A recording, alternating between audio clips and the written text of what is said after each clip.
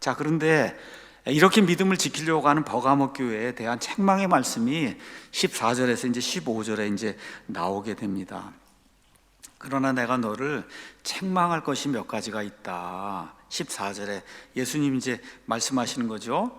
자, 버가모 교회 안에 세상이 이제 들어오는데 어떤 것들을 통해 들어오냐? 크게 세 가지가 있었다는 거예요. 세 가지. 하나는 우상숭배, 두 번째는 음행, 그 다음에 세 번째는 니골라당. 이 세 가지를 통해서 세상의 것들이 계속 들어오는데 믿음을 지키면서 분투하면서도 이거 들어오는 걸 막아내지 못하고 있다는 거예요. 참 얼마나 이 순교하기까지 주님을 사랑하면서 이렇게 하는데 뭐 어느 면에서 역부족일 수도 있죠. 뭐 세상이 지금 다 그러니까. 이러면서도 예수님이 세 가지를 지금 이야기하는 거예요. 우상숭배하는 거, 그 다음에 음행하는 거, 그 다음에 니골라당의 교리를 지키는 거. 이런 자들이 너희 안에 있는데 너희가 그들을 용납을 하고 있다. 지금 예수님이 그 말씀 지금 하고 있는 겁니다. 자, 14절 가서 보니까 이는 거기에 발람의 교리를 붙잡는 자들이 내게 있기 때문이라. 그가 발락을 가르쳐 이스라엘 자손 앞에 걸림돌을 놓게 하고 우상들에게 희생물로 바친 것들을 먹게 하며 또 음행하게 하였느니라. 이런 말씀이 나오고 있어요. 그러니까 14절 이 내용은 우상숭배자들에 대한 건데, 우상숭배자들을 뭐라고 이야기하느냐 하면 발람의 교리를 붙잡는 자들이다. 그렇게 이야기하고 있는 거예요. 발람의 교리. 자, 저와 여러분이 민수기 25장 이제 가서 보시면 22장부터 여러분 나귀가 말을 하는 거 이런 얘기 다 들으셨잖아요. 드디어 이제 40년간의 광야 유랑하는 것, 이 모든 건 마치고, 그리고 요르단강이 있으면 요르단강 지금 오른쪽에 와 있는 거예요. 요거만 이제 건너면은, 그러면 이제 가나안 땅에 이제 들어가는 거예요. 근데 거기 모압 지방에 발락이라는 그런 왕이 가만 들어보니까 이 사람들이 여기 들어가고 또 우리 땅을 통과하고 그러면 나중에 정말 우리나라가 크게 위험하겠다는 생각이 들어서 발람이라고 하는 사람을 이제 데려오잖아요. 그래서 이 사람들을 저주하라 그러는데 하나님이 그를 막으셔서 발람이 저주를 할 수가 없는 거예요. 오히려 이스라엘을 축복을 하고 그 다음에 모압을 저주하는 그런 말을 이제 하게 되니까, 그러니까 이제 발락이 이제 화를 내고 이렇게 이제 하는 그런 대화의 내용이 그 안에 기록이 되어 있어요. 그래서 이런 방법으로는 이스라엘 백성 저주하는 게 불가능하겠다 이렇게 해서 이 발람이라는 사람이 어떻게 해요? 우상숭배라, 바알부올이라는 게 우상을 숭배하게 하고, 그 다음에 이 여인들하고 음행을 벌이게 해서, 이렇게 해서 우리 한번 가서 민수기 잠깐 보겠습니다. 민수기 25장 가서 보면 이스라엘이 시팀 광야에 이제 머물러 있었는데 이때 백성이 모압의 딸들하고 행음하기 시작합니다. 여러분, 행음 자체도 나쁜데 그 행음의 지금 대상이 누구예요? 이방신을 믿는 모압 여인들하고 지금 이런 일이 이제 시작이 된 거예요.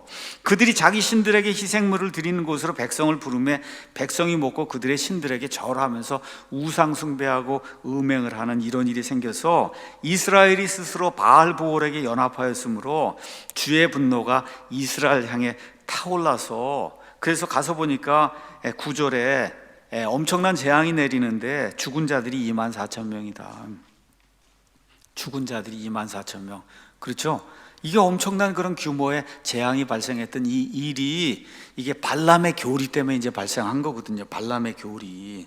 그래서 지금 베드로후서 2장 15절에서 16절에 발람의 길은 올바른 길이 아니다 하고 이야기를 하고 있어요.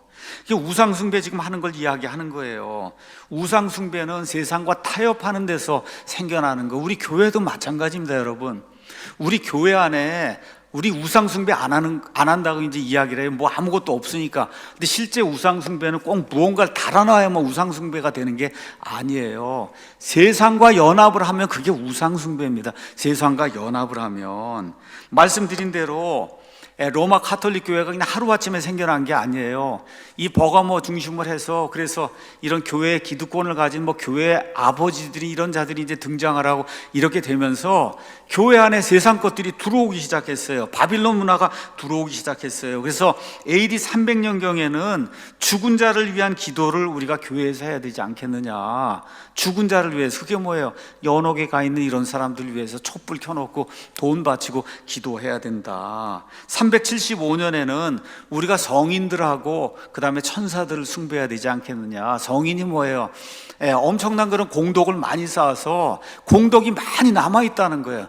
그러니까 그 성인에게 우리가 돈을 바치고 기도를 하면 그 공덕을 우리에게 나눠주면, 아니면 죽어있는 자들에게 그 공덕이 가게 되면 그럼 연옥에서 죄가 사해진다. 이러한 교리가 나오기 시작하고 394년에는 미사라고 하는 것이 시작이 돼서 하늘에 계신 예수님을 천주교 신부가 예배 때마다 데려다가 다시 한번 죽이고 희생을 시키는 그와 같은 미사 제도라고 하는 것이 만들어지고, 말씀드린 대로 마리아를 하나님의 어머니라고.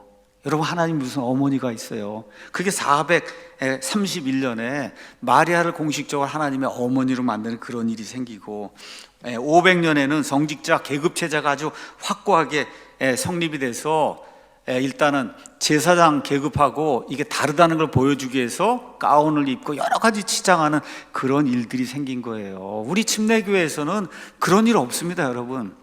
우리 성경에 나와 있는, 여러분, 사도 바울이 어디 가서 가운 입고 그러고서 돌아다니면서 말씀 전했겠어요? 한번 이렇게 생각해 보시면 알잖아요. 일단 나는 너희하고 다르다고 이야기하면 그거 벌써 세상과 하나가 된 거예요. 구약시대의 것들을 다시 신약에 접목하는 거다. 이런 일이 있으면 안 된다는 겁니다, 이게. 526년에는 종부성사 한다 그래서 죽는 사람에게 신부가 가서 이렇게 예배 드려주고 그러면 노잣돈을 주고, 그게 노자성사라고 그래갖고 하면은 가는 길이 편안하다 이런 얘기가 나오고, 593년에는 모든 예배는 이제부터는 라틴어로 해야 된다. 여러분, 라틴어를 모르는 사람은 아무것도 알아듣지 못하니까 여기 와서 그냥 앉아 있는 거예요. 이게 여러분 1900년도 초반까지 온 세상 모든 교회가 다 천주교회라고 하는 데는 라틴어로 예배를 드렸어요. 말 그대로 암흑 속으로 사람을 몰아넣는 그런 일이 생기고, 600년부터는 중보자, 마리아를 중보자라고 해서 마리아에게 기도하는 이런 일들, 이게 하나씩 하나씩 천주교회라고 하는 바빌론 이 음료 체제 안으로 들어오기 시작해서 세상과 교회가 하나가 되더니 결국은 어떻게 세상에 완전히 먹혀버리는, 지금도 교황이 하고 다니는 일이 뭐예요? 세상과 짝하고 세상의 권력자들하고 무언가 해서 뭘 해보려고 하는 그런 일들 하고 있잖아요. 이거는 예수님의 교회가 아니다. 예수님의 교회가 아닙니다, 이게. 그런 일이 왜 생기냐? 우상숭배 때문에 생기는 거예요. 세상에서 무언가 권력을 이렇게 보이려고 하고 권력자로 행세하려고 하는 거, 이게 예수님의 방법이 아니거든요. 이런 일이 이런 버가모 교회를 통해서 세상에 파급이 되기 시작했다. 두 번째는 음행하는 자들이 있었다는 거예요. 성경에는 음행이 두 가지 용례를 쓰여요. 영적으로 음행하는 거, 우상숭배하는 것도 음행이라고 이야기하고, 실제로 음행하는 자들이 교회에 있었잖아요. 고린도 교회에 있었잖아요. 그렇죠? 그러니까 사도 바울이 음행하지 말라고 교회에 보내는 편지에 우리를 위해서 이제 말씀을 하잖아요. 한번 가서 보겠습니다. 고린도전서 6장 가서 보니까 18절에 음행을 피하라. 사람이 행하는 모든 죄는 몸 밖에 있지만 음행하는 자는 자기 몸에 죄를 짓느니라. 무슨 말이냐? 너희 몸이 너희 안에 계시는 성령님의 전인 줄을 너희가 알지 못하느냐? 저와 여러분의 몸이, 저를 한번 보세요. 저와 여러분의 몸이 성령님이 거하시는 집이란 말이에요. 성령님이 거하시는 그런 집이다. 너희가 그분을 하나님에게서 받았고 또 너희는 너희 자신의 것이 아니니, 우리가 몸을 가지고 이렇게 있는데 이거를 마음대로 굴리면 안 된다는 거예요. 이게 우리 게 아니라는 거예요. 주께서 값을 치르고 너희를 사셨느니라. 저와 여러분이 구원받을 때, 십자가의 보혈로 구원받을 때 그 핏값을 주님께서 다 지불을 하시고 저와 여러분의 몸까지 사셨다는 거예요. 그러므로 하나님의 것인 너희 몸과 너희 영으로 하나님께 영광을 돌려야 된다. 이게 성경이 이야기하는 그리스도인의 삶이라고 이야기하고 있는 겁니다. 세 번째, 이 버가모 교회는 2장 15절 가서 보니까 또 뭐라고 써 있어요? 이와 같이 내게도 니골라당의 교리를 붙잡는 자들이 있다. 2장 6절 에베소 교회에도 그러나 내게 이것이 있으니 그것은 곧 내가 니골라당의 행위를 미워하는 것이다. 나도 그것을 미워한다. 말씀드렸듯이 평신도 하고 이렇게 이 성직자가 있다고 해서 이를 둘로 나누고선 이 성도들을 누르는 이와 같은 성직자 계급 체제, 예수님이 그걸 미워한다 그러죠. 그건 구약에나 가능한 거지 신약 시대에 불가능한 거예요.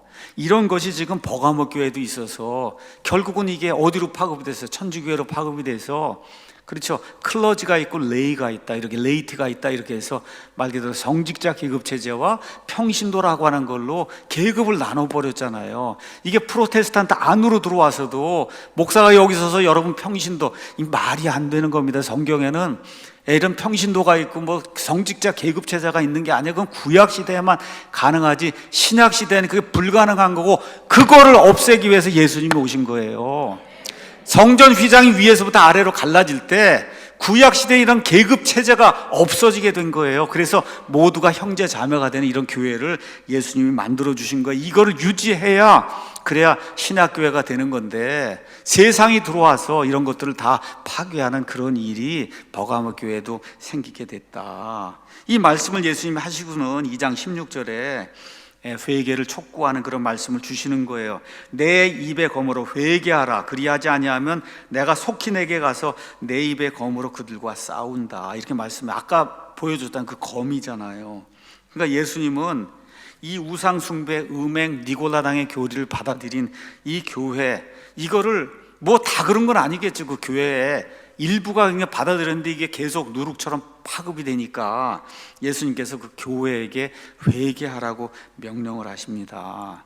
자, 말씀드릴게요. 거짓 교리를 받아들인 건 일부인데, 예수님은 그 교회 전체가 회개해야 된다고 지금 이야기하고 있는 거예요. 이게 중요한 겁니다. 다시 말씀드려요. 한 번 회개하면 그 이후로 회개하면 안 된다는 거, 이건 거짓말입니다, 여러분. 여기 있는 것처럼 잘못이 있으면 회개해야 되는 거예요. 여기 믿는 사람들에게 회개하라고 그랬으니까 우리 교회는 그런 말하는 사람 없어야 돼요. 회개 기도하면 그 구원받지 못했다. 그거 거짓말입니다. 거짓말이에요. 회개해야 되는 거예요. 예수님 말씀하시잖아요. 믿는 교회 성도들에게 회개하라고. 자, 그래서 이거 회개하지 않으면 예수님이 내가 직접 가서 이 칼로다가 너희와 싸우겠다. 근데 그건 너희가 누구예요? 두 종류의 사람이 다 들어있는 거예요. 배도한 자들도 들어있고, 그거를 어떻게 하지 못하고 용인한 자들도 예수님의 싸움의 대상이 된다는 거예요. 그러니까 우리 사랑침례교회가 주님이 원하는 그런 교회가 되려면 이런 자들이 들어오지 않도록 해야 되고, 또 동시에 이런 것들을 용인하지 않아야 된다는 거예요. 저와 여러분이. 그래야 예수님의 심판을 면할 수 있다고 성경이 우리에게 이야기하고 있는 겁니다. 2장 17절 끝에 가서 보니까 귀 있는 자는 성령께서 교회들에 말씀하시는 것을 들을지어다. 참 여기 계속 귀 있는 자는, 7절에도 귀 있는 자는, 귀가 없는 사람이 어디가 있어요. 근데 자꾸 예수님께서 또 성령님께서 귀 있는 자는 좀 들어야 된다. 모든 교회에 주시는 성령님, 이건 지금 버가모 교회만 주는 게 아니고 모든 교회에 지금 주고 있는 이 말씀, 저와 여러분 모두에게, 21세기 사는 저와 여러분에게도 주는 말씀을 들어야 된다. 이게 이야기하시면서 이기는 자에게는, 말씀드린 것처럼 이기는 자는 무슨 특별한 행위를 하는 사람이 아니라 요한일서 5장에 있는 것처럼 예수님을 성경에 있는 그대로 믿는 사람이면 그럼 이긴 사람이에요. 이 이기는 사람, 그 이긴 사람에게 주어지는 그와 같은 복을 여기 성경이 우리에게 이야기해 주고 있는 겁니다.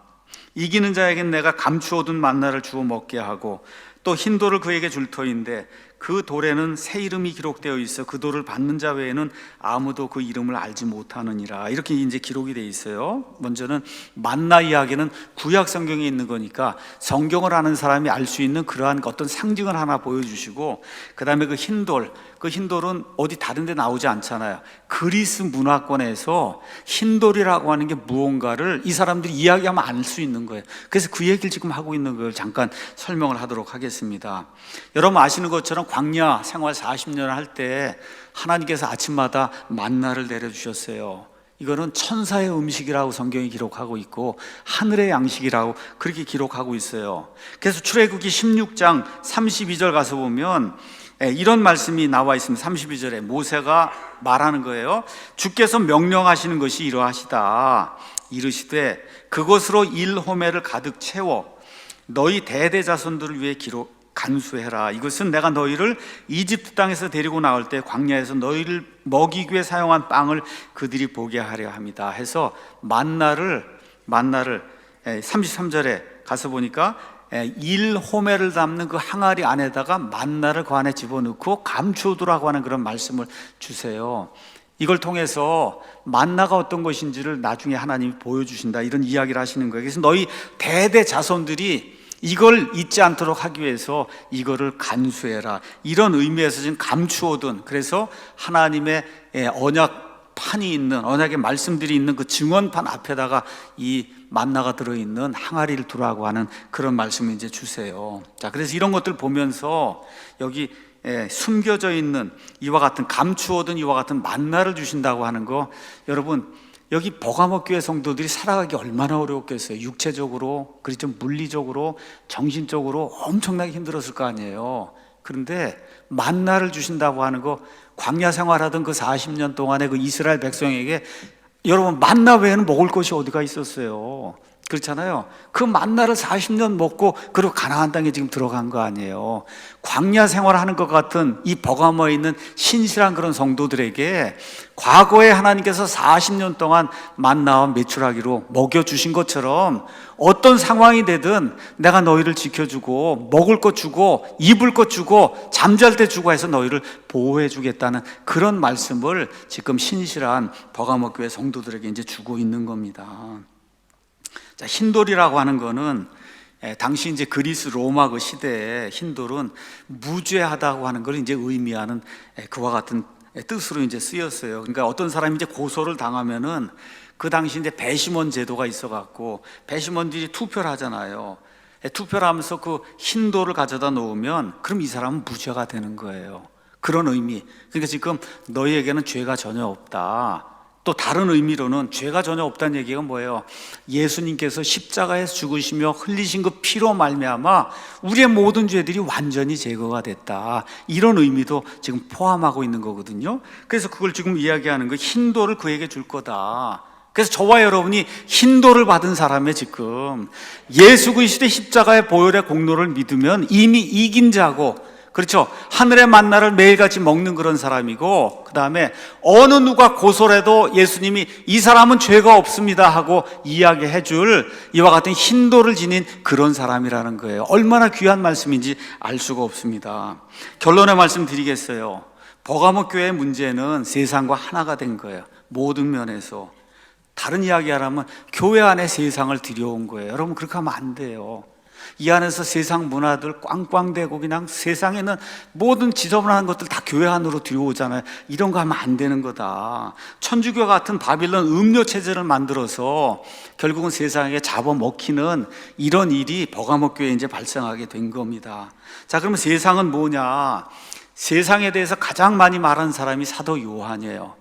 여러분이 요한복음이니 요한 1서, 2서, 3서 이렇게 읽으면 세상이라는 그런 말이 굉장히 많이 나옵니다. 예수님이 직접 뭐라고 말씀하시냐? 우리는 세상에 살지만 세상에 속하지 않는다. 맞습니까, 여러분? 우리는 세상에 살지만 세상에 속하지 않는 거예요. 다시 말해 성경이 이야기하는 세상, 나쁜 의미의 그 세상은 마귀의 지배하에 놓여 있는 이 세상 시스템, 악한 시스템을 이야기하는 거예요.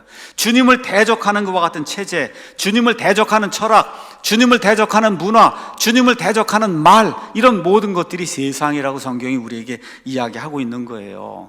그래서 요한의 표현에 따르면은 요한 1서 2장 15절, 17절 제가 읽어볼게요. 세상이나 세상에 있는 것들을 사랑하지 말라. 어떤 사람이 세상을 사랑하면 아버지의 사랑이 그 사람 속에 있지 아니하니 이는 세상에 있는 모든 것, 즉 육신의 정욕과 안목의 정욕과 인생의 자랑이 아버지에게서 나지 아니하고 세상에서 나기 때문이라. 세상도 그곳의 정욕도 사라지나 아버지 하나님의 뜻을 행하는 자는 영원토록 거한다. 이런 의미의 그 세상, 이 세상과 짝하는 사람이 되면 안 된다는 거예요. 야고보서 4장 4절에는 너희 간음하는 남자들과 간음하는 여자들아, 이건 지금 영적인 간음 얘기하는 거예요. 세상과 친구가 되는 것이 하나님과 원수 되는 것인 줄 너희가 알지 못하느냐. 세상과 친구가 되는 것이 하나님과 원수가 되는 것인 줄 너희가 알지 못하느냐. 그러므로 누구든지 세상의 친구가 되려는 하는 자는 하나님의 원수가 된다. 원수라는 거예요. 이런 의미에서 버가모 교회에게 예수님이 경고를 주시는 거예요. 경고를. 이걸 보면서 저와 여러분이 기억해야 되는 거예요. 뭘 기억해야 되냐? 우리 세상 밖에 나가서 못 삽니다. 세상 속에서 살잖아요. 학교도 다니고 직장도 다니고, 그렇죠? 세상 속에서 살고 있어요. 자, 그런데 이 세상은 사탄의 자리가 있는데요. 맞습니까? 버가모에만 있는 게 아니라 지금 이 세상은 사탄의 자리가 있는 데다.